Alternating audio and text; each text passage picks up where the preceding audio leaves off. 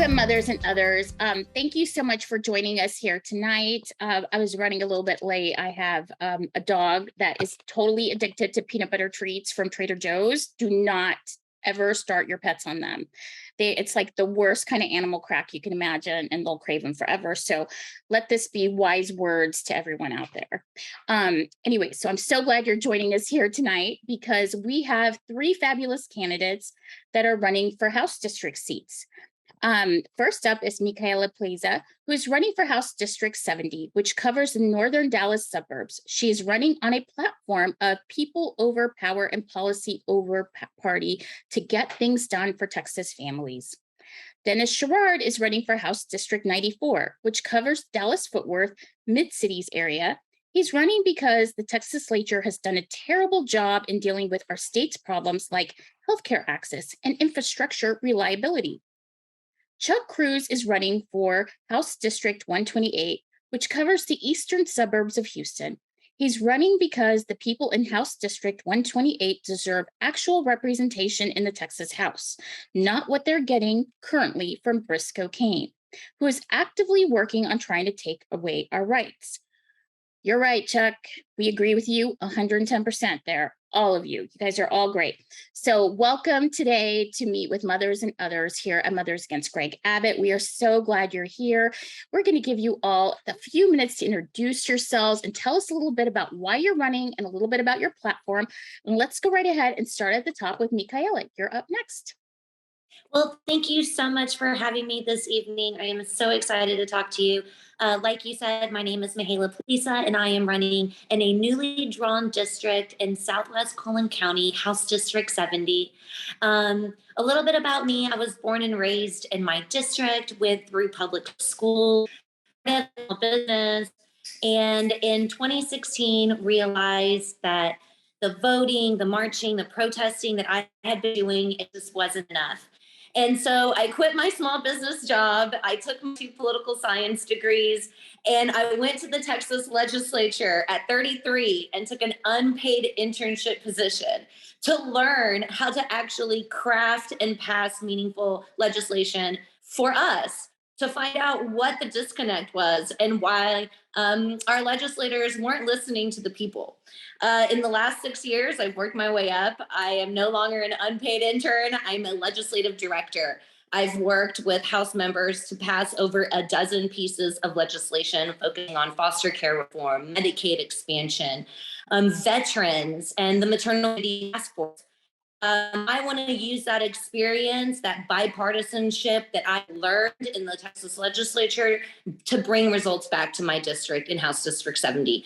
And my district deserves effective leadership. And that's why I'm running, to fix our grid, to fix restore our rights, and to make sure that we have a balanced democracy in Austin. So thank you so much for having me. I'm super grateful to be here and look forward to answering all your questions. Thank you. Thank you so much. All right. Dennis, you are up next. Frustrated with the lack of competence in the legislature in terms of getting things done that actually benefit all Texans. I've been involved in politics for a long, long time, usually as a campaign manager or campaign advisor, things like that. And when the opportunity to run this time came up, I took it because I was very frustrated with the output of the 87th legislature. They focused on things they didn't need to be focusing on: women's rights, acceptable act on their part, making it easier to go buy a gun when we have escalating gun violence in the state is unacceptable. And so what you're seeing out of this legislature is an intent and set of parties that don't represent what the people of Texas want. And so we need to fire them and bring people in that will listen to what Texas issues are and work on those for the benefit of everybody. I'm a retired businessman. I've been a native-born Texan. I've been here the majority of my life, which is, you can tell from my beard, relatively long. And we've just got to really, really focus on getting the Democrats in control of this legislature so we can write some bills that Beto can sign that will benefit the majority of the people in this state. That's me.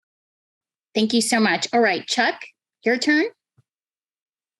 Howdy, echoing the others, thank you very much for the opportunity to be here, talk a little bit about myself, and I'm going to start off talking about my opponent. So I am running against the worst legislator in the Texas House, in fact, the entire state of Texas. And that's not just my opinion, that is Texas Monthly Magazine. Every legislative session, they publish an article called The Best and the Worst of the Texas Legislature, and they pull from both. Briscoe Cain's been in office for 3 terms. Of those 3 terms, twice he has headlined tippy top of the list of the worst legislators in the entire state of Texas. 31 senators, 150 representatives, and he managed to beat every single one of them to be the worst. So that's enough about Briscoe. About me, I am a chemical engineer by training, got my degree from A&M in 2005. And the district that I'm running to represent is heavily petrochemical. We've got ExxonMobil's #1 old plant here, the Exxon Baytown refinery. We've also got Chevron Phillips chemical plant and a host of smaller facilities here in the area. And we need a representative who, #1, represents the district. Somebody like Briscoe, who is a lawyer. Lawyers are important. Lawyers serve a great purpose, but they are not representative of this district. I would be a much better representative. I consider myself a significant upgrade to Briscoe and hope that I can earn support of the citizens of HD128. Thank you. Thank you all so much. So let's go right ahead and start hitting it with the issues that are really important to Texas parents, especially parents and Mothers Against Greg Abbott. So let's talk about gun legislation and the need for gun safety laws. It is more important now than ever, especially after the massacre in Uvalde. We want to hear from each of you as to what your positions are on gun safety and what you would do to not just pass gun safety rules in Texas, but try to communicate the importance of gun safety rules to your district. So Mihaela, just go right ahead and start. We'll start with you. Well, I'm so glad that we're starting off with this topic because I'm proud to say that I am not a grade A top rated NRA endorsed candidate. I'm very proud that I'm not. It's a shame that we see 61% increase in gun violence in our state after we passed constitutional carry. And I'm also proud to say that I stand with our law enforcement officers who testified over and over and over against that bill. So I believe in gun safety. I believe that the people of Texas are ready to start enacting some legislation around raising the age of children getting their hands on weapons of war. I'm also proud to say that I'm for red flag laws. Unfortunately, I have had people in my family that have been victims to gun violence. And I believe that the state can do a lot better when we talk about domestic violence and when we start looking at the symptoms of what could possibly lead to gun violence in our state. So once again, I'm going to say I'm very proud to never have had the NRA's endorsement on my website, to have to take it off now that we see that Republicans and Democrats are uniting behind this issue of keeping not just our children, but our teachers safe in not just the classrooms, but in our communities as a whole. Collin County has seen some very frightening extremism. And I just want to keep HD70 safe because, it's unfortunate that we have seen this kind of hatred and rhetoric go and seep its way in other communities like El Paso. And I want to fight for not just HD70 safety, but the safety of all Texans. Thank you. Thank you so much. Dennis, you're up next. Well, to echo a little bit what Mihaela was saying, I think we have to have a very tacit recognition that the Republican legislature has been captured by the gun lobby. There is going to be very, very little movement from these guys on anything substantive to increase gun safety and reduce gun violence. As it stands right now, we lose about 4,000 people in Texas every year via a death from gun violence. And so that's about one person every 2 hours that dies from a gunshot wound. So that statistic is staggering to me. It's also staggering that the Republican legislature has normalized this and decided that it's not worth their attention. We all get shocked, but when we see Uvalde or Sutherland Springs or El Paso or any of the major shooting events, but this is an endemic problem that goes on over and over and over again. The Republicans have consistently avoided it. And as Mihaela also mentioned, by and large, the rank and file and the law enforcement community were dead set against permitless carry. It makes their job a lot harder. It puts them more at risk. It makes them more prone to be involved in a shooting incident when they realize that if they walk up to a car on a traffic stop, that person might be holding a weapon.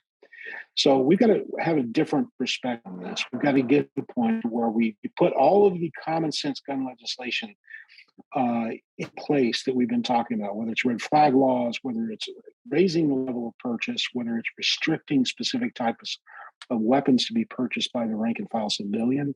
We don't need assault weapons on the street. They're just not necessary.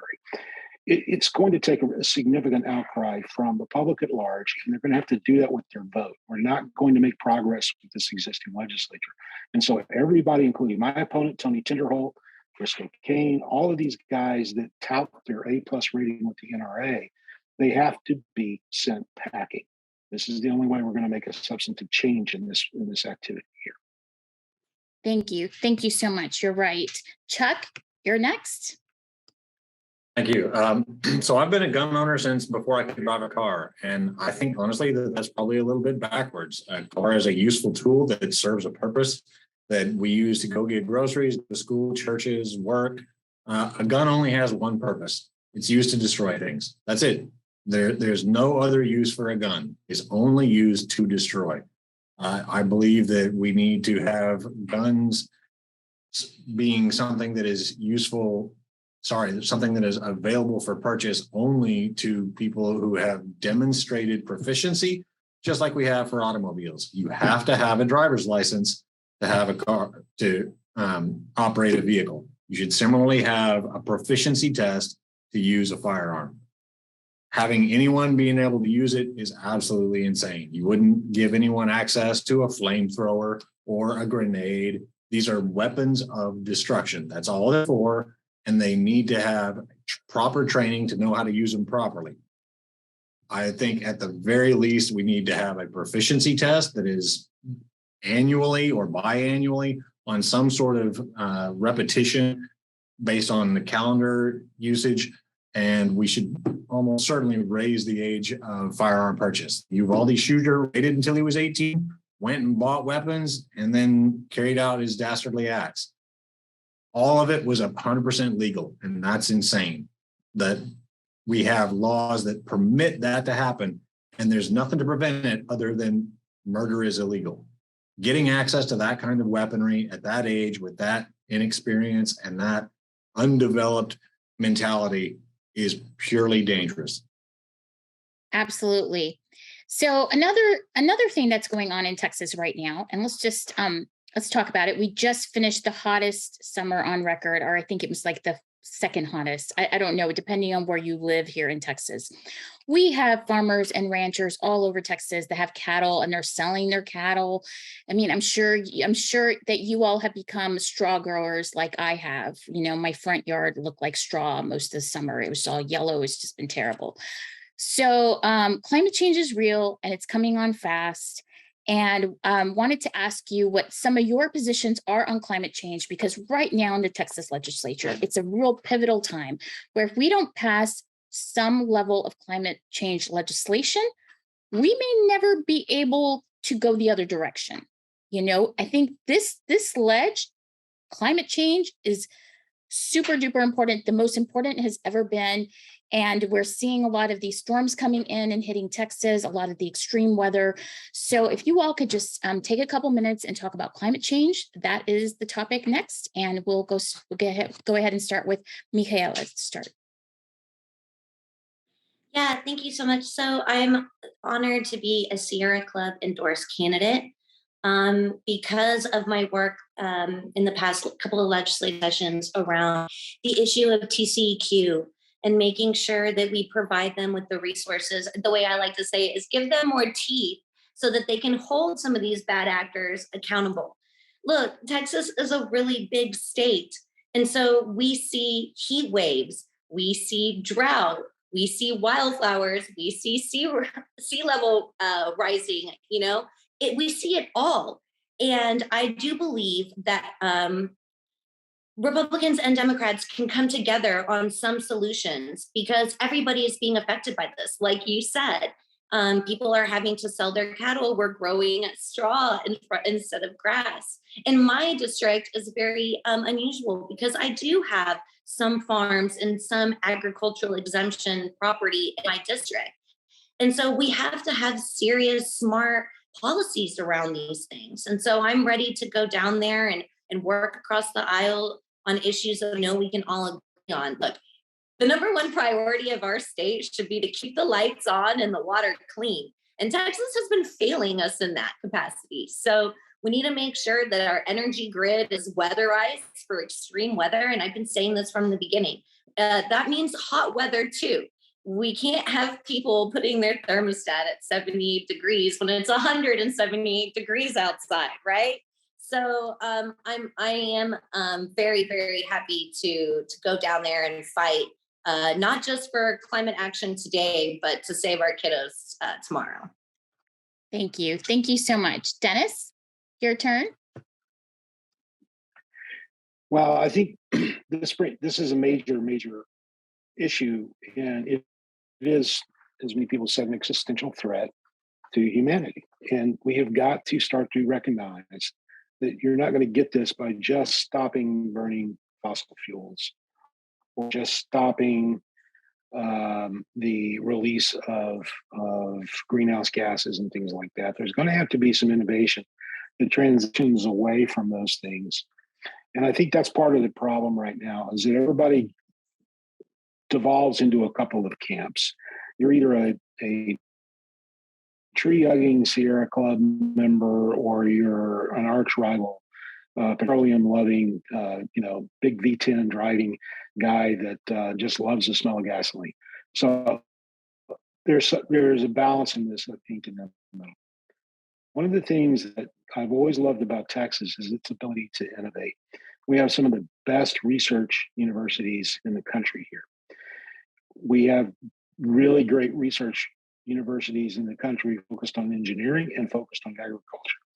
So agriculture is one of the biggest sectors in Texas. And in the last couple of years, we've seen crop yields go down by about 30 or 40%. And this is due to drought. It's also due to the big freeze. You mentioned the livestock issue before. This is a problematic problem because when food shortages start to show up, we start to see prices rise and pressures come to bear. So there's a lot of innovation that has not been addressed. We already generate about 27 to 28% of Texas' consumption of electricity with wind and solar. We need to do more. One of the things I've always marveled at is the amount of property that the state of Texas owns. A lot of it's got roofs that are suited probably for solar arrays. Why don't we already have them on those roofs, right? Generating some electricity that can be used in place of natural gas or coal or any of these others. We need to expand our nuclear power capability as well. Nuclear technology has become much, much safer over the last few years. And we haven't really done anything in this country at all. We have the ability in Texas to innovate, to create technology that's going to help reduce the reliance on fossil fuels. We need to cap all these open wellheads that are leaking out methane gas. We need to stop flaring. There's a whole bunch of stuff that we can do right now that can help out considerably. But it's going to take a strategic effort. The legislature needs to lead the way on that. This can't be a single person's vision. It's got to be a whole government approach. Yeah, absolutely. 100%. Chuck, your turn. So I'm in the Baytown Deer Park LaPorte area over here in HD128, and we have suffered in the last 5 years 2 once-in-a-century events. Hurricane Harvey, which shut us down for about a week where everything was flooded and a lot of the plants couldn't even operate. They had to shut down. And then we had Winter Storm Uri just last year. Again, shut us down for about a week. A lot of plants went offline because they didn't have power. And these are 2 events that are supposed to happen once in a century, and it's been 5 years. From a simple cost-benefit analysis, the Texas Gulf Coast has something like $1 trillion, with a T, not a B, not an M, $1 trillion of infrastructure that's at risk if sea levels rise. If we don't take steps to affect that, to prevent that sea level change, we could lose untold amounts of our infrastructure. That would take decades to replace. And we have it at risk, and people are just acting like there's no problem whatsoever. And if we don't do something quickly, we're going to pass a point of no return and everything's going down. We have got to take action. And as Dennis mentioned, Texas has incredible potential for renewable resources. Solar and wind could generate all of the energy that we need in the entire state of Texas if we so choose. But we have a Texas legislature, we have a Texas governor, and we have a Texas judicial branch that are all beholden to the fossil fuel industry. And they are busy trying to burn every gram of carbon that they possibly can because they make profit from it. They don't care. They'll be dead in 10 or 20 years, and they don't care what happens to the rest of us that have 20, 30, 40, 50, 60, 70 years to spend in Texas trying to make things better. They have a very, very short vision, and we need people that truly have a long-term vision for the entire state of Texas, not just a short-term problem. Yes, thank you. You're right. I think you're very right with that. And that really does bother me. I don't know if it bothers anybody else and mothers and others out there. Something I do hear a lot about is just, especially with retired people, they're just like, well, what do I care? I'm going to die in a few years. And nobody really thinks ahead to like the future generations. And like everybody's like nodding their head, like all of the candidates are nodding their head because we've heard this from certain people in certain generations. Yeah. And we just forget that we have to leave this planet for the people who are inheriting the ranches, inheriting the farms, inheriting the houses, especially with the cost of housing constantly going up so much. It's going to get to the point where the only way that our children are going to be able to afford a house is if they inherit our own houses, because that's how unaffordable Texas has become recently, where, it's really unaffordable to own a house. So if you want to help your kids get ahead, you're going to probably leave them your house. And that really is the truth. So moving on from that. I think if I may add. Yeah, go ahead. Yeah, jump in. It's all right. I just wanted to make mention. Because you're bringing up something that doesn't get discussed in the context of the impacts of climate change enough. And what that discussion needs to be around is the movement and migration of people. Right now, some of the issues that are driving the immigration on our border right now have to do with climate change. There's been a significant level of drought in Central America that's just eviscerated farm jobs. These people are economically destitute, and they're trying to find a way to go make a living somewhere. This is a microcosm of what's going to happen globally when we see people having to move because their land has become arid, or they don't have land anymore because it's underwater. This has been a well-known expectation from the Department of Defense and the insurance industry writ large.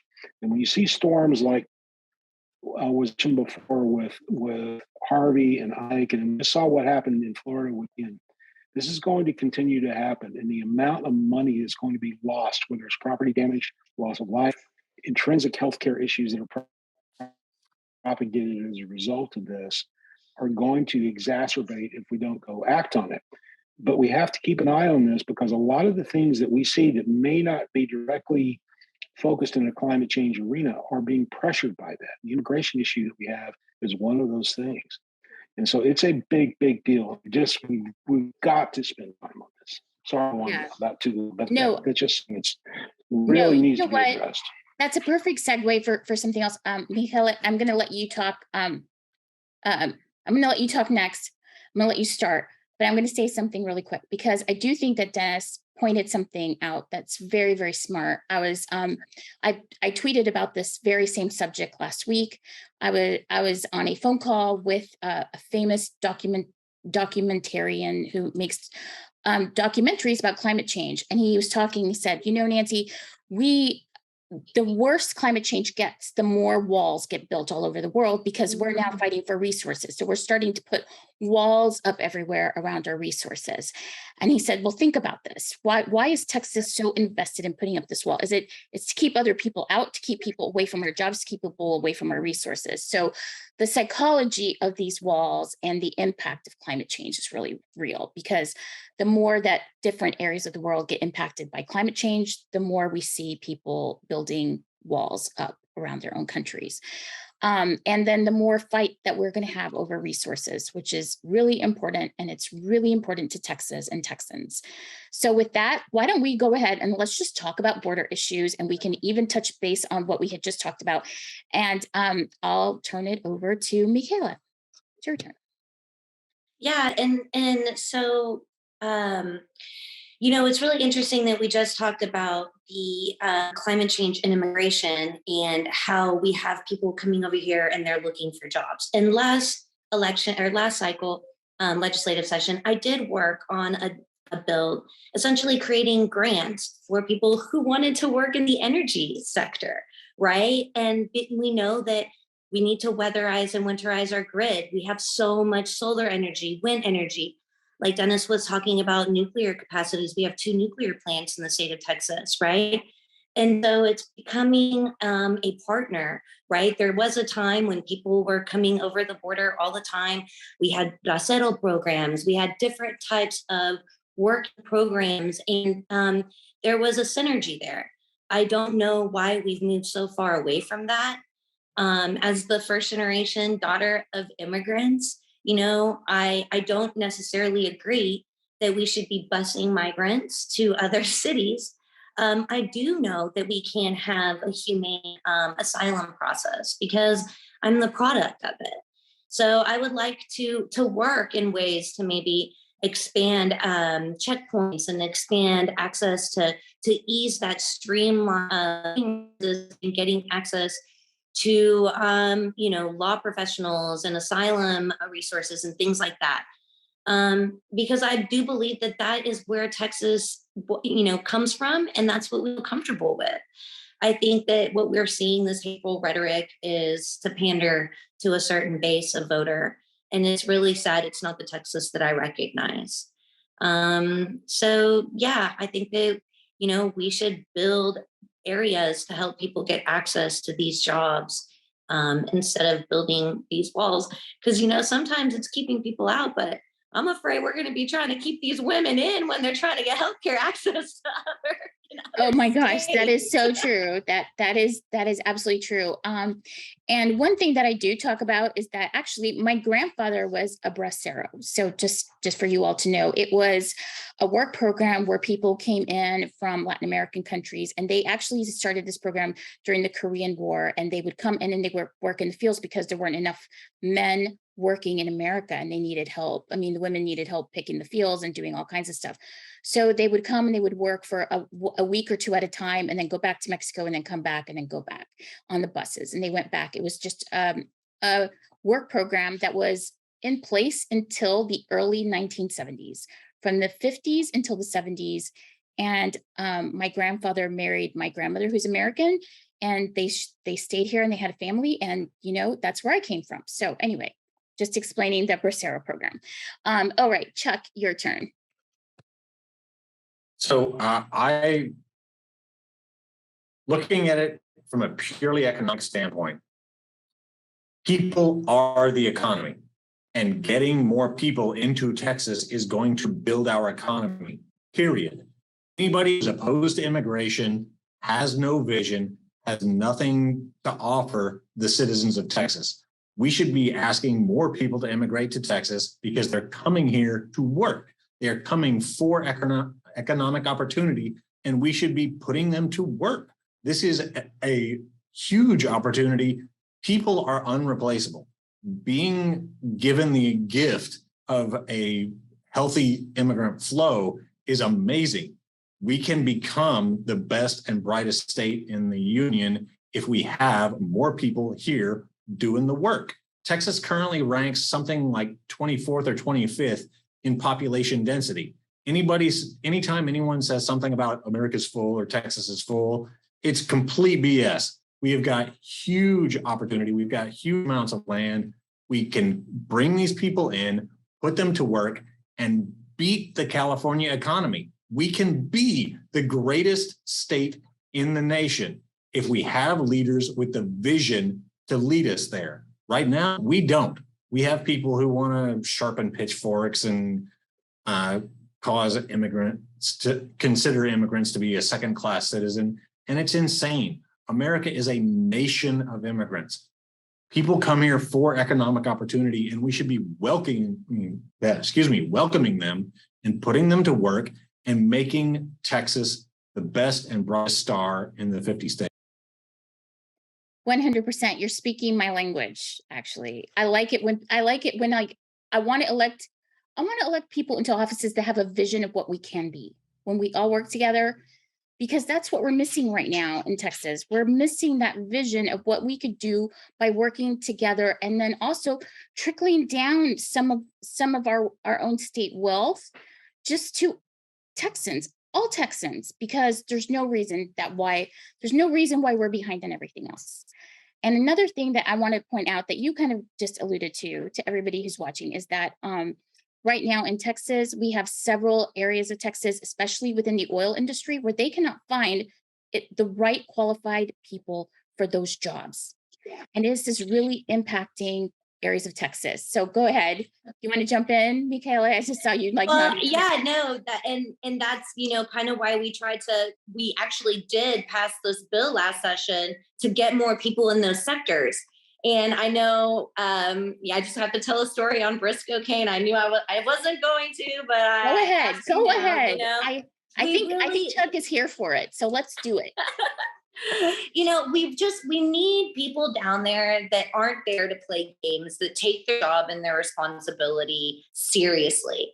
And when we did have this really great bill that had bipartisan, I had Republicans and Democrats on this bill. We'd worked together. It was for the energy sector.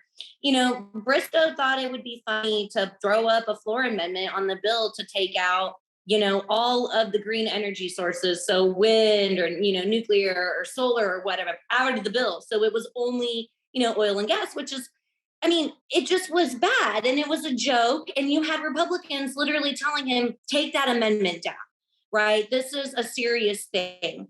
And when you only have 140 days in that building to get results back to your district, you just need representation down there that isn't going to do that stuff, that isn't going to play games with people's livelihoods, and that isn't going to even have pushback from their own party to stop doing this stuff. So, it makes me feel like, look, we just need responsible representation down there. And I'm just so happy that Chuck is running.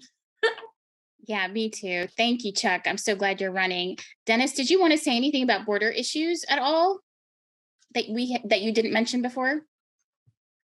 Well, just to add on a couple of things. I think one of the things that always gets lost in the equation is we're talking about human beings. They're often derided as illegal aliens, or you hear them called much, much worse by the former president and people like Ted Cruz and so on, which is ironic given Cruz is pretty much an anchor baby himself. But I think that the issue that we need to really kind of move down on this is that these people are coming here because we have advertised ourselves for a century or more as the place everyone wants to be. We have a big symbol in the heart of New York, welcoming people coming in. Almost everybody here has got an immigrant story, unless you're a First Nations person. And so to see what is happening is troublesome. Really dehumanize all of these folks that are looking they're either fleeing near death, disease, or they're coming for economic opportunity. And I think we've really got to change the way that we look at this and put some compassion around it. Right now, the Republicans writ large are being very cynical about this. They love the story because they can scare people with it. And every time, the Democrats get something passed in Washington, there's going to be a caravan amassing at the border with hordes of MS-13 guys about to ready to come over and steal all of our property. And that is never what happens. Immigrants that come into this country, settle into this country, become the most patriotic Americans that anybody has ever seen, because there's a level of gratitude that they've been given another opportunity for themselves and their children. We need to recognize that. And playing games with people's lives is cynical, and it's just downright mean. And seems to be the emblem that the Republican Party wants to wear. So I think we just got to start having a conversation with this and call people out when they say illegal aliens and say, no, you're talking about a human being that didn't fill out some paperwork. The Trump administration eviscerated the immigration process, made it incredibly much harder for people to come in here legally. So then they could turn around and say, well, we're capturing or deporting all these illegals. The majority of people coming here are seeking asylum, which is a legal process. So we've got to have our language right. We've got to come at this with compassion, and we've got to actually solve the problem rather than just demagogue it. Yeah, absolutely. Amen. All right. So we're all having a good chat here. What else should we chat about? Let's see, where should we go next? All right, let's go ahead and we'll hit the most important issue that I think is the most important to women right now. Okay. Basically, Texas GOP has decided to make women second-class citizens and, restricting as they passed SB 8, the Dobbs decision passed, and then all the trigger laws passed. And they have more in store for us this next session, which is just wrong and inflaming in every way. So what are we going to do about it? What are you going to do about it? How can you help women, especially women in your district, women across Texas? And how do we fight back and win and try to make women be equal citizens again in Texas? So Mihaela, just go right ahead. We'll start with you. Well, I'm a pro-choice reproductive rights focused candidate. Obviously, I have never known a world without. I am terrified in the direction that the state of Texas is going in. But what really scares me is that Republicans seem to realize that the mistake that they've made, they're trying to roll back a little bit on what they're saying. And we really need to remind people that the entire Republican body voted against all of these amendments that they are now saying that they might consider next session. They might consider rape and incest exceptions. But where are those rape and incest victims supposed to get health care when we have shut down every abortion clinic in our state? So I'm very concerned about the direction that our state is in. We are living in pre-Civil War time legislation. This is not just about rape and incest. This is mothers that are wanting their pregnancy, that something traumatic has happened, and now they don't have access to healthcare. This women like me who would love to have a family, but need a little help from science. So in vitro families, that there are legislators that are literally saying that women shouldn't have the rights to their embryos. And that if they have embryos, they need to give them to other families. I mean, it's crazy talk that we're talking about. Contraception is going to be coming down the pipe, access to contraception. And it's just so obvious that the body has no understanding of female reproductive health when you have the governor saying things like, the state of Texas is now going to subsidize Plan B. So, we have a lot of work to do on this issue, and I'm ready to create privacy and protections for women, expand the maternal morbidity task force. I've already worked on this issue. We have so much more work to do. We need to make sure that childcare is available and is affordable, because one thing we haven't talked about, but I know is going to be an issue, not next session, but the session after that, is can families have access to childcare? And where are childcare deserts popping up in our state that we're not talking about now? So I want to attack that issue now. I want to make sure that women aren't second-class citizens, and that we fight back. And I'm going to stand with women, and I'm going to educate the body a little bit on, anatomy, because we have a lot of work to do when we have a governor talking about, Plan B is the cure for this and that. So I'm very upset about this, and I'm ready to get to work. Yeah, I want to develop like a star test, but for our legislative body, like the people in the legislature, just based on what they think and how they think women's bodies actually work. I think they need some kind of test before they can be elected into office because it's ridiculous. You know, Or at least, listen to the doctors that are coming and testifying, listen to all the people. I mean, look, these things, these people that say they didn't know these, I mean, and that's why I'm running, because I've sat in the hearing rooms for 14 hours, 22 hours when they're pushing those testimonies in the wee hours of the night so people can't have their voice heard.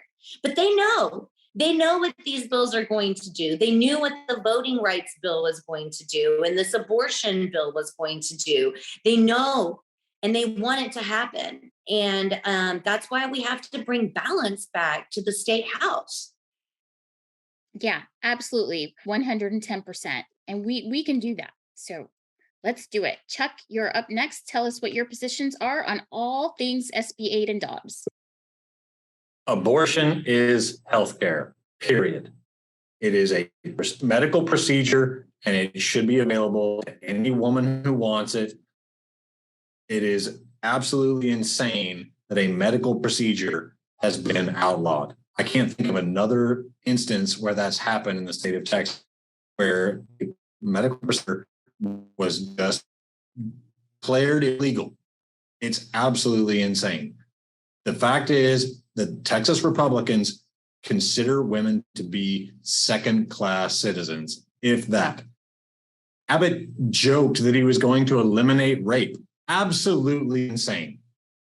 A claim that he has no intent of fulfilling, a claim that he has no method to fulfill, just throwing out BS and trying to see if it'll stick is horrific. The way that they're behaving, and is why we have got to get these folks out of office and get people who understand and trust science and trust citizens to make decisions about their own bodies.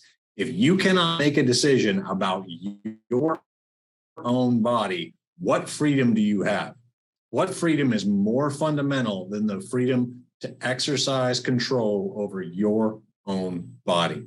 We need all the legislators in the state of Texas to support the rights of people. And right of your controlling your own body is absolutely. Yes, thank you. Thank you so much. And you're totally right. Dennis, you are up next. Tell us about your positions. Well, I pretty much am in the same place Mihaela and Chuck are, but I think it was a devastating decision to write SB 8. And I think it's just of a piece, and it's a pattern of the way the Republicans have been working in the last decade or so. And one of the reasons for that is because there is a group of people that are incredibly well financed. You've probably heard of Tim Dunn and Ferris Wilks, that have a particular philosophy that can be wrapped up in this idea of Christian nationalism, that has a certain way of doing things, a certain way of believing things, a certain way of behaving in what their view of the social order should be. And one of those things is women are subservient.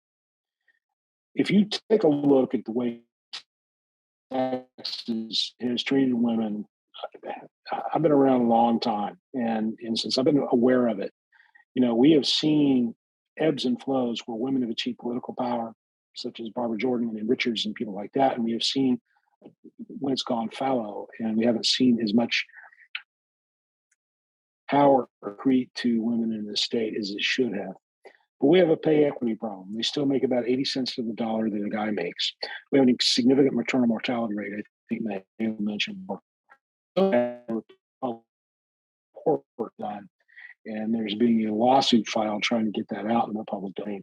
Women are completely on the end of the stick when it comes to access to health insurance. There are more women that are uninsured than there are men in the state. There are more women in poverty in the state than there are men in the state. So the general attitude towards the majority, the gender that is the most populous in the state, which is mind-boggling when you think about it, is one of intentional degradation. I believe. The abortion laws are just kind of icing on the cake for them.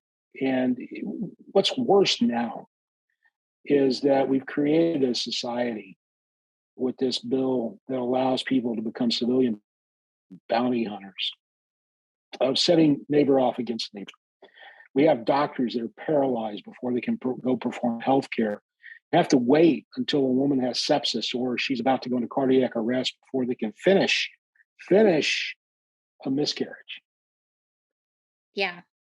Forcing women to raise stillborn children, making 12-year-old girls have babies. It is insanity. And so we've got to, once again, we've got to fight back with everything we've got. We've got to get the big money that's driving this off the table. That's not going to happen until we win the legislature and we can institute campaign finance reform in this state. Thank you. Thank you so much. So all three of you all live in an areas of Texas that are, I'm going to be totally honest here, going freaking crazy on education. Okay. That is an understatement. What is in the water where you all live? I mean, seriously, I want to know what is going on with these people because they are just crazy pants. We are seeing in all of your all's districts, we are seeing wars on books. Texas is now #1 in number of books that have been banned. We're seeing wars on teachers. We're seeing teachers who are quitting the profession, and we can't hire teachers fast enough. Our school infrastructure and education is just falling apart. So let's get ready and let's start on this subject. Chuck, I'm going to go right ahead and I'm going to start with you. This is new. It is getting more front page news because it's getting a little crazier. But the 2012, 10 years ago, the 2012 Texas Republican platform specifically said, we oppose critical thinking and higher order thinking. Stupid people, because stupid people are more likely to vote Republican. They know exactly what they're doing. And it is very clear, and it has been for a long time. It's just now bubbling to the top because they are really pushing the limits on what they're trying to accomplish, or more importantly, what they're trying to destroy. They're being more about it, and it is harder to hide what they're doing. And I'm glad that people are finally starting to wake up, but this is nothing new at all. This has been going on for a decade, and they're already reaping the benefits of having undermined education in the state of Texas. Right now, Texas education receives the lowest percentage of support from the Texas legislature that it has in well over a decade. This is by design. They're trying to undermine it. They're trying to strangle it. They're trying to starve it. I'm running out of ways to say Republicans hate education. They are trying to make stupid Texans. We've got to stop. Yeah, thank you. You're right. All right, Dennis, do you want to take a crack at this one? Right. Also, one of the things, my theory of the case here is that they have starved the public education system to the point to where it's at a breaking point, and they're declaring that it's failed, and they want to privatize because they're convinced that they and their buddies, they're funding them. They can make a buck by setting up a bunch of private schools. And you'll hear this every time somebody talks about school choice, is for vouchers, which is code for shipping public money off to private schools. I think the other thing that needs to be mentioned is that, of these 6 million or so kids that are in the public school system, about 80% of them come from economically distressed families. In schools, the way they're funded right now, I think most people probably know this, but they're funded on an attendance formula and not as the way it should be, which is an enrollment formula. And so they're always under-resourced. Texas in 2017, I think 2017, 2019, maybe. Anyway, in the last years, they've thrown some money at the problem, but it's been symbolic versus a restructuring and a reimagining of how to go about this. We have got to, again, it all boils down to who's going to control the legislature and write the laws. But we've got to reverse the destitution in our education system that has been occurring. pretty much since the Republicans have been in charge for about 20 years. And to do that, we're going to have to pay our teachers better than they have ever been paid before. No reason in the second largest economy in the country, ninth largest in the world, we can't have the highest paid teachers in the country. There's no reason why we can't have the best outcomes. We have incredibly brilliant people here. We know what the fixes are. It's a matter of priority and will, and you've got to get the right people in seats to make the decisions on how the funding is allocated. And so it's a continual fight until we've been able to gain enough seats in the legislature to force their hand. I don't know anybody that really wants their kid walking around dumb, even Republicans, right? But what they're doing is consigning, a generation of kids into being behind everybody else because they won't expose them to the information necessary to develop critical thinking skills to make good decisions when they become an adult, know what's the right approach to take and know what path they want to take for their career. They're really trying to tamp that down. And we've got to rebel against that as hard as we can. Okay, Chuck needs to leave a little bit early. Chuck, can you tell us where we can find you and where we can support you right now? How can we find you? Absolutely. My website is crewsfortexas.org, crewsfortexas.org. My website has got my donation links. I'm on social media. I've got Facebook, Instagram, and TikTok. All of them are some version of CREWS, so please check those out. All of my socials are listed on my website, I believe. So please check out Crews for Texas and let's boot Briscoe. Thanks, yes. Thank you so much for your time, Chuck. And then Mihaela, I'll let you answer next on education. So give us where your positions are on education really fast, and then. Yeah. So look, education is one of my top priorities, and I agree with the other two candidates. The Republican Party has obviously waged a war on public education. And Plano ISD is a great school district. It's one of the best in the state, but we happen to be one of the largest recapture districts in the state as well. In the last, I guess since I was in elementary school at Plano ISD, Plano has given back almost $2 billion to the state of Texas in recapture. That's because the state of Texas isn't doing its job of funding public education. Like it says in our Constitution, everyone has the right to, right? So I want to get down there. I want to make sure that we raise the basic allotment for our per pupil spending. We're, like they said, one of the least in the nation. We need to index that to like CPI so it keeps up with inflation. We're seeing mental health be an issue that our teachers and our students want the state to get a grab on, to get our hands around. And sorry, it's been a long day. And so we need to add a mental health allotment to our school funding. Look, when HB3 was passed, that is because the election before that, we sent 12 Democrats that they weren't expecting to the state house. We need to continue sending Democrats to the state house so that we continue to fight for public education. It's right. This is the future of our state. It's the lifeblood of our state. We need to be globally competitive. And we saw that the pandemic showed cracks in the system around the digital divide, around the standardized tests and things like that. So we can definitely reach across the aisle. I know rural school districts are not fond of those vouchers. And so we need to find those common ground areas and just bring results back to our district. And I'm proud to be a TSTA endorsed candidate. And so I stand with our teachers and I'll make sure that they are get, the pay raises that they deserve. And then when they retire from teaching, that they get those cost of living adjustments. It's terrible that we haven't had our retired teachers get a cost of living adjustment in 10 years, I believe. So that's what I'm going to fight for when I get down to Austin. Thank you. Thank you so much. And where can we find you? Where do you need the most help right now? Tell us what we're doing.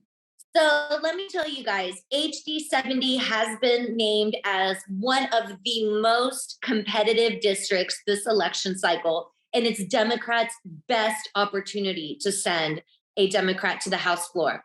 When I'm elected, I will be the first female Democrat to ever represent Collin County and the first Democrat in over 30 years to ever go down to the state floor from Collin County. So we need all hands on deck in this district. You can go to my website, plesafortexas.com. All my social media platforms are there. Please like and share, donate to my campaign. I see a lot of Mothers Against Greg Abbott signs in my district. I would love to put a Plesa for Texas sign next to every one of those signs.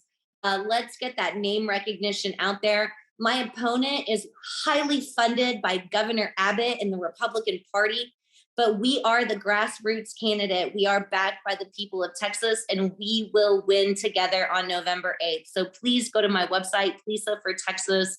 Help us get across that finish line on November 8th. Once again, my name is Mihaela Plesa, and I'm running in House District 70. Thank you so much for having me here tonight. Yes, thank you so much. All right, Dennis, it's your turn. Where can we find you? What can we do for you right now? And where do you need the most help? Let's try to get your name out there and get some people working for you.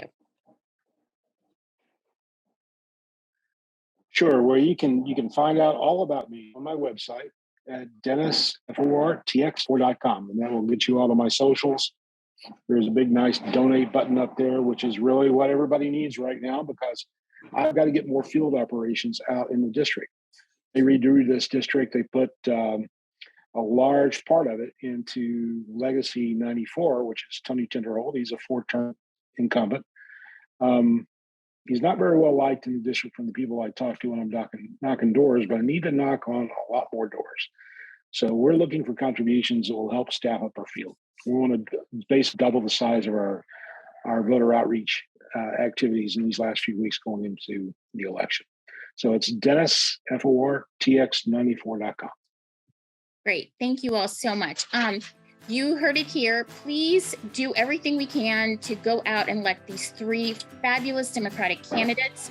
I also want to tell everybody who's watching this webinar right now that do not pay attention to the polls.